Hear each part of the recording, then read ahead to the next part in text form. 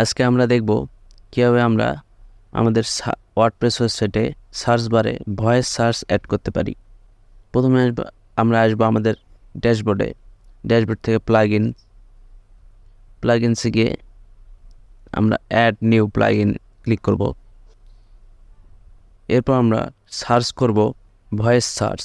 আমরা এখানে প্রথমেই একটা ভয়েস সার্চ নামে দেখতে পাবো বাই প্যাসকেল।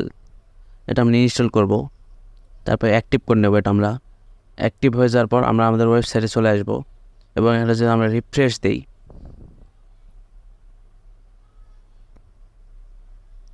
তাহলে আমরা আমাদের ডান পাশে সার্চ বারে এখানে আমরা একটা ভয়েসের সিম্বল দেখতে পারবো।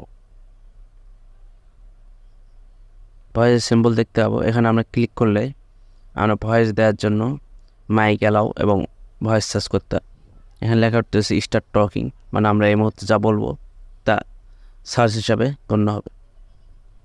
ধন্যবাদ সকলকে।